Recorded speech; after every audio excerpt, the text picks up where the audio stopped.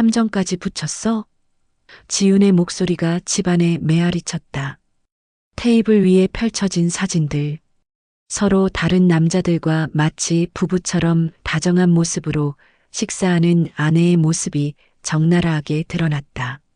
내가 어떻게 해야 했는데? 당신이 성병에 걸렸다는 걸 알고 출장 핑계에 이상한 돈봉투까지 받는데. 도훈의 목소리는 떨렸다. 6개월간의 의심, 밤마다 찾아오던 불안감, 그리고 지금 이 순간의 배신감이 한꺼번에 밀려왔다. 그래, 맞아. 나 몇몇 의뢰인 집에 아내 역할을 대신해주고 있었어. 지윤의 고백은 차분했지만 그 한마디가 3년간의 결혼 생활을 송두리째 뒤흔들었다. 완벽해 보였던 그들의 사랑에는 치명적인 균열이 있었다. 과연 이들 부부에게 무슨 일이 벌어진 걸까요? 모든 것이 완벽해 보였던 결혼 생활 뒤에 숨겨진 충격적인 진실을 지금부터 공개합니다. 서울 외곽, 숲과 호수가 내려다 보이는 테라스 하우스. 이곳에는 누구나 부러워하는 모범 부부가 살고 있었습니다. 남편 윤도훈, 36세. 국립대 연구소에서 근무하는 재료공학 박사과정 연구원이었죠. 화려한 스타일은 아니었지만 성실하고 순진하며 사람을 편하게 만드는 따뜻함이 그의 가장 큰 매력이었습니다. 아내 서지윤, 33세. 국제회의 전문 컨퍼런스 기획자로 유창한 외국어와 단정한 외모, 깔끔한 말투로 업계에서 인정받는 전문가였죠. 집에서는 한식부터 파인다이닝 스타일의 요리까지 척척 해내는 완벽한 아내였습니다. 매일 저녁 도훈이 퇴근 후 집에 들어서면 항상 따뜻한 조명이 켜져 있었고 식탁에는 지윤이 정성껏 차린 식사가 올려져 있었습니다. 여보, 오늘 발표 잘했다며? 좋아하는 레몬 갈릭 치킨 해놨어. 와, 또 고생했네. 진짜 당신 아니었으면 나 박사 못했을 거야. 도훈에게 지윤은 내가 과분할 정도로 잘 만난 사람 그 자체였습니다. 연구에 집중할 수 있도록 뒷바라지해주고 인맥 관리부터 집안 살림까지 완벽하게 챙겨주는 아내. 주변 사람들은 늘 부러워했죠. 도훈이 정말 복받았다. 지훈이 같은 여자 어디서 또 찾아? 하지만 이 완벽한 부부에게는 단 하나의 그림자가 있었습니다. 결혼 3년 차, 지훈은 지금은 아이 계획이 없다며 선을 그었죠. 나 아직 일 더 하고 싶어. 프로젝트 한 사이클만 더 끝내고 생각하자. 응? 그래, 뭐 준비되면 그때 이야기하자. 도훈은 속으로 아쉬웠지만 억지로 강요하고 싶지는 않았습니다. 사랑하는 아내의 의견을 존중하는 것이 현명한 남편의 도리라고 생각했거든요. 그렇게 그들의 시간은 큰 탈 없이 흘러가는 것처럼 보였습니다. 하지만 완벽해 보이는 이 일상 속에는 이미 균열의 씨앗이 자라고 있었습니다. 어느 날부터였을까요? 지윤이 해외 포럼, 지방 컨퍼런스 준비를 이유로 출장이 부쩍 잦아졌습니다. 이번 주는 부산 컨벤션 센터, 다음 주엔 제주야. 시즌이라 좀 빡세. 괜찮겠어? 얼굴이 많이 피곤해 보이는데. 조금만 버티면 돼. 이번 프로젝트 끝나면 우리 여행 가자. 지윤의 말은 늘 그럴듯했습니다. 하지만 그때부터 자연스럽게 두 사람의 부부관계는 끊기다시피 했죠. 처음엔 서로 피곤하니 그럴 수 있다고 생각했습니다.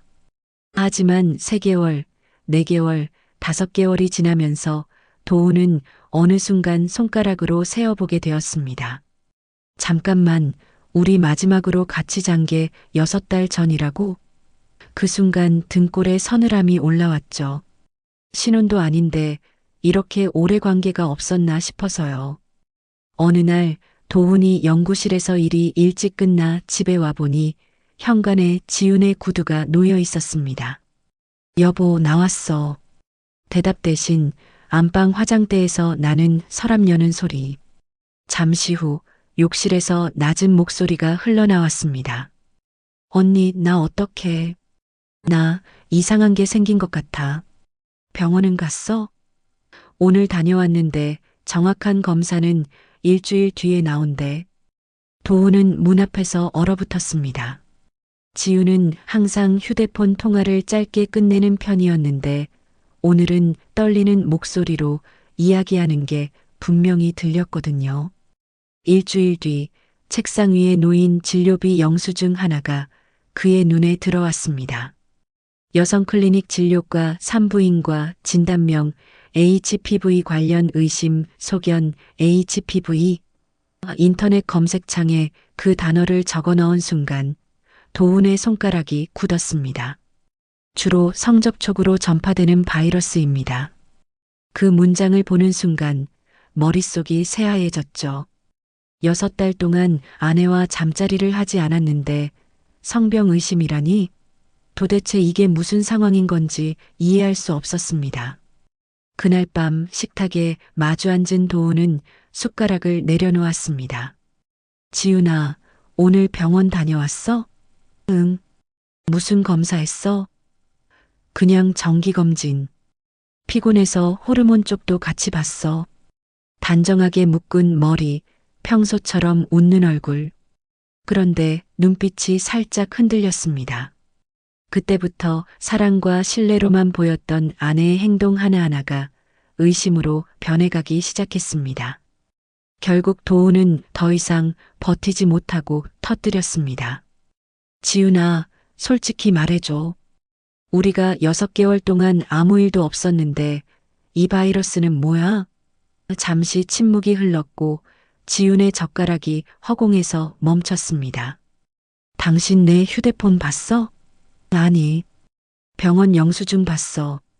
그리고 검색도 했고. 지훈은 한숨을 길게 내쉬었습니다. 그래서 내가 바람 피운 것 같아 보여? 그럼 내가 어떻게 생각해야 하는데? 우리 사이에선 생길 수 없는 거잖아. 둘의 목소리는 점점 높아졌습니다. 결국 다음 날 두 사람은 함께 병원으로 향했습니다.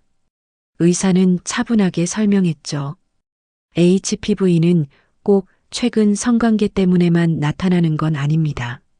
오래전에 감염되었다가 몇 년 동안 아무 증상 없다가 면역력 떨어질 때 갑자기 올라오는 경우도 많아요. 그럼 결혼 전 걸렸을 수도 있다는 말인가요? 네. 남편분이나 아내분, 둘 중 누가 먼저인지는 검사로 구분하기 어렵습니다. 남편분은 무증상 감염 상태일 수도 있고요. 지훈이 고개를 푹 숙였습니다. 저 예전에 유학 때 잠깐 사귀던 사람이 있었어요. 그때 제대로 검진 같은 걸 안 해서 혹시 그때부터였을지도 몰라요. 도훈은 입을 꾹 다물었습니다. 머리로는 이해가 되는데 마음이 따라오지 않았죠. 한번 심어진 의심의 씨앗은 쉽게 사라지지 않는 법이니까요. 병원에서 나오는 길 지훈이 조용히 말했습니다. 그래도 의심부터 했잖아. 내가 어떤 사람인지 당신이 제일 잘 안다고 생각했는데. 그날 밤 둘은 같은 집에서 따로 누워 잠을 설쳤습니다. 의사는 오래된 감염일 수도 있다고 했지만 도훈의 가슴속에는 혹시 정말 내가 모르는 지금의 누군가가 있는 건 아닐까라는 찌꺼기가 남았습니다. 사랑과 신뢰는 한순간에 무너질 수 있지만 다시 쌓는 데는 오랜 시간이 걸리죠. 특히 한번 금이 간 신뢰는 예전과 같을 수 없습니다. 의심은 의심을 낳고 작은 행동 하나하나도 다르게 보이기 시작했어요. 지훈의 출장은 정말 출장일까? 늦은 귀가는 정말 업무 때문일까? 도훈의 마음속에서는 끊임없는 질문들이 맴돌기 시작했습니다. 며칠 뒤 연구소에서 논문 심사 준비를 마친 도훈은 잠깐 머리를 식힐 겸 회사 근처 카페에 들렀습니다. 그런데 창가 쪽 자리에 앉은 두 사람의 뒷모습이 눈에 들어왔습니다. 한 사람은 낯익은 실루엣, 또렷한 옆모습, 귀 뒤로 넘긴 머리카락. 바로 지훈이었습니다.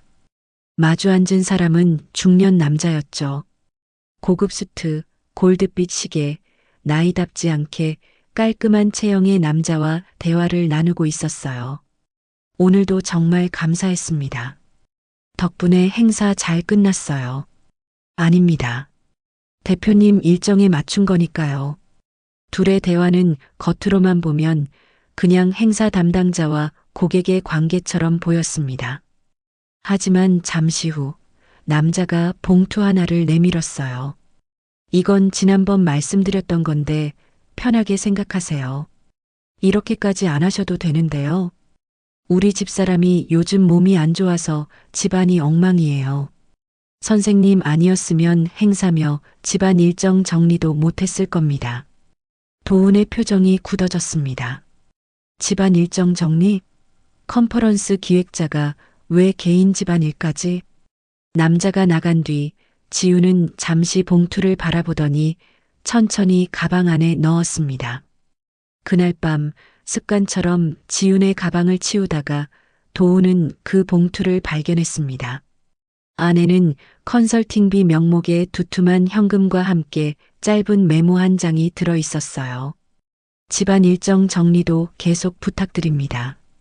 저희 어머니 생신상 메뉴도 지난번처럼요. 혼란스러웠습니다. 컨퍼런스 기획자가 왜 남의 집 생신상 메뉴까지 챙길까요? 며칠 뒤 도훈은 결국 결심했습니다. 탐정사무소를 찾아간 것이죠. 아내가 바람을 피우는 건지 아니면 단지 제가 예민한 건지 아무튼 사실을 알고 싶습니다. 조사가 시작된 지 일주일. 탐정은 도훈에게 사진 몇 장을 내밀었습니다. 사진 속 지우는 서로 다른 남자들과 서로 다른 집의 식탁에서 마치 오래된 부부처럼 자연스럽게 밥을 먹고 있었어요.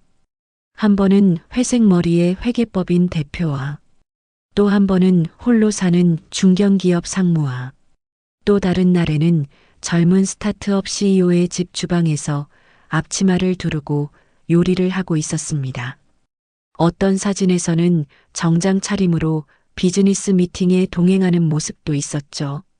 마치 진짜 아내처럼 자연스럽고 다정한 모습들이었어요. 탐정은 짧게 설명했습니다. 선생님, 아내분, 아내 대행 서비스를 하고 있는 것 같습니다. 도훈은 그 말을 듣는 순간 모든 퍼즐 조각들이 맞춰지는 듯한 충격을 받았습니다. 집으로 돌아오는 길, 도훈의 머릿속은 복잡했습니다. 아내 대행 서비스? 법적으로 정확히 뭔지는 몰라도 분명히 정상적인 부부관계는 아니었죠. 그날 밤 도훈은 더 이상 참지 않고 물었습니다. 지훈아, 이건 뭔데? 테이블 위에 사진들을 한 장씩 펼쳐놓았어요. 지훈은 사진을 보는 순간 표정이 싹 굳었습니다. 탐정까지 붙였어? 내가 어떻게 해야 했는데? 당신이 병에 걸렸다는 걸 알고 출장 핑계에 이상한 봉투까지 봤는데 의심하는 게 이상한 거야? 잠시 침묵 뒤 지훈이 입을 열었습니다. 그래, 맞아. 나 몇몇 의뢰인 집에 아내 역할을 대신해주고 있었어. 그러니까 이게 바람이 아니라고 말하고 싶은 거야? 애초에 그 사람들과 사랑 같은 건 없어. 그냥 역할일 뿐이야. 약 챙겨주고 생신상 차려주고 셔츠 단추 달아주고 밖에서 같이 동행해주는 거. 대신 돈 받고. 응. 도훈의 웃음이 비뚤어졌습니다. 그럼 그 성병은? 그 정체불명 바이러스는 뭐야? 지훈이 눈을 질끈 감았습니다. 솔직히 말할게. 그 사람들 중 한 명이랑 선을 넘은 적 있어. 딱 한 번. 다시는 안 그러려고 했는데 이미 엎질러진 물이더라. 도훈의 눈이 붉어졌습니다. 나랑 결혼해서 도대체 뭐가 그렇게 부족했어? 부족해서 그런 게 아니야. 당신이 싫어서도 아니고. 지훈의 목소리가 떨렸습니다. 내가 VIP들에게 둘러싸여 살던 시절이 있었어. 어딜 가든 내 말 한마디에 사람들이 움직이고 최고급 호텔, 비즈니스석, 예약 풀북인 레스토랑이 당연한 일장이었던 때, 그게 나의 가치라고 착각하고 살았지. 근데 당신이랑 결혼하고 나서 당신을 뒷바라지하며 사는 내 모습이 갑자기 너무 작게 느껴졌어. 내가 쌓아온 세계가 모두 사라진 느낌? 지우는 손을 내리긋듯 말했습니다. 그래서 그때 알았어. 난 이미 평범한 삶에 중독을 못 시킨 사람이라는 걸. 그래서 남의 집 아내 역할을 대신해 줬다고. 나름대로의 타협이었어. 당신한테는 좋은 아내이고 싶었고, 동시에 내가 익숙했던 세계도 완전히 버리기 싫었어. 비겁한 거 알아. 그래서 변명 안 할게. 잠시 정적이 흘렀습니다. 이혼하자, 도훈아. 내가 당신 옆에 있으면 당신은 평생 의심 속에서 살 거야. 나도 나대로 살아볼게. 당신은 당신을 진짜 온전히 믿어줄 사람을 만났으면 좋겠어. 그녀의 말은 이상할 정도로 담담했습니다. 며칠 뒤 두 사람은 합의 이혼 서류에 도장을 찍었습니다. 집을 나서며 지훈이 마지막으로 말했죠. 당신이랑 살면서 행복했던 건 진짜야.